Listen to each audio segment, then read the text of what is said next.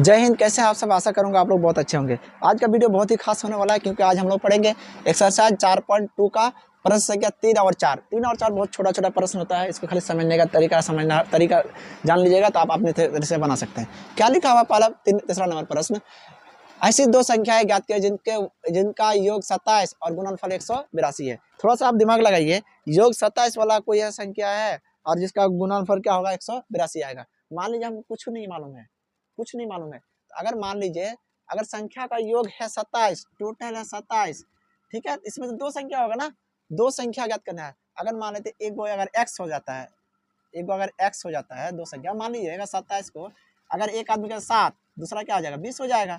अगर मान लीजिए एक के पास कितना है 18, दूसरा पास क्या हो जाएगा, हो जाएगा एक के पास अगर मान लीजिए कितना 15, दूसरा पास कितना हो जाएगा, घटा के देख लेंगे 22 हो जाएगा। ठीक है, कहने का मतलब हम लोग क्या करेंगे, तो 22 जो आएगा तो 27 में से क्या 5 को घटाएंगे तब ना 22 आएगा। ठीक है, उसी तरह हम लोग क्या करते हैं, पहले इसको हम लोग मान लेते हैं चर राशि के रूप में मान लेते हैं। ठीक है, सॉल्यूशन करेंगे, सॉल्यूशन गिवन करेंगे। माना कि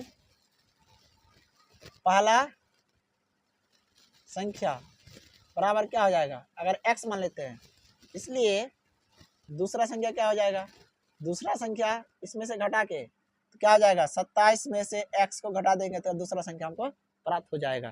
ठीक है, अब आते हैं हम लोग इसमें, जैसे प्रश्न के हिसाब से अगर देखते हैं तो क्या x प्लस x माइनस 27, क्या 27 बराबर क्या हो जाता है 27, नहीं तो x प्लस 27 माइनस x बराबर क्या 27। तो देखिए ना, तो अगर पहला संख्या ये हो गया, दूसरा संख्या हो गया, इसको अगर जोड़ते हैं तो क्या 27 तो प्राप्त होता है ना। ठीक है, कहने का मतलब हम लोग क्या करेंगे, x पहला संख्या हो जाएगा, 27 माइनस क्या हो जाएगा दूसरा संख्या। अब प्रश्न के हिसाब से अगर आते हैं, पहला तो कंडीशन हो गया, प्रश्न के हिसाब से अगर आते हैं तो क्या बताता है, क्या बताता है, गुणनफल, मतलब दोनों का गुणनफल, गुणनफल 27 माइनस में x, गुणनफल कितना 182। ठीक है, अब गुना करते हैं 27 गुना x, 27x प्लस गुना minus, minus x square minus 182 बराबर क्या हो जाएगा 0।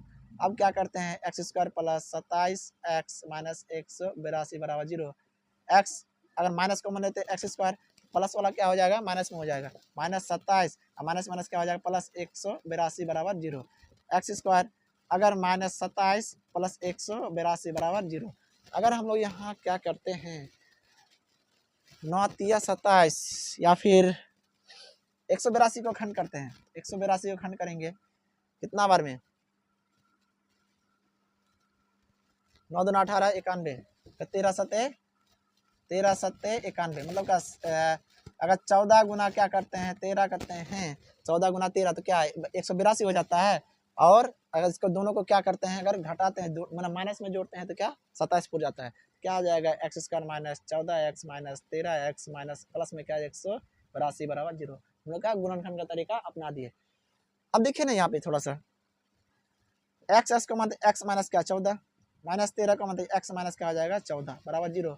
एक्स माइनस क्या हो जाएगा 14 और क्या आ गया एक्स माइनस 13 बराबर 0।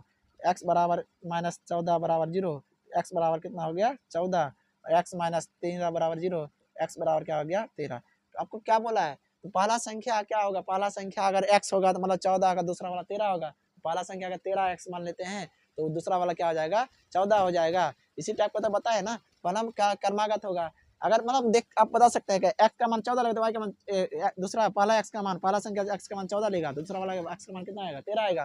ठीक है, उसी तरह हम लोग क्या दूसरे वाला प्रश्न आते हैं, लिखा हुआ दो कर्मागत धनात्मक पूर्णांक ज्ञात कीजिए जिनके वर्गों का योग। अगर मान लेते कर्मागत पूर्णांक क्या होता है, अगर पहला क्या होता है x होता है, दूसरा क्या होगा x प्लस 1 होगा। कर्मागत जब भी बोलेगा तो लगातार होगा, लगातार लगातार मतलब क्या 1 1 2 3 4 5, अगर बोल दिए 1, दूसरा क्या 2, 2 में क्या क्या 1 प्लस 1 नहीं हो सकता है, तीसरा क्या होगा 1 प्लस 1 प्लस नहीं हो सकता है। ठीक है, कर्मागत जब भी होगा तो क्या होगा एक लगातार होगा, तो उसका क्या दिया हुआ वर्गों का योग दिया हुआ 365 है। हम लोग क्या करेंगे जैसे जैसे बोला वैसे वैसे बैठा देंगे, तो बैठाइए ना कम से कम।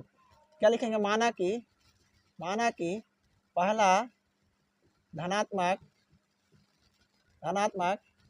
पूर्णांक संख्या बराबर क्या करते हैं x, दूसरा वाला क्या हो जाएगा, दूसरा धनात्मक पूर्णांक वाला क्या x प्लस क्या हो जाएगा 1 हो जाएगा। ठीक है, इतना चीज आपको सही तरीके से पता होना चाहिए।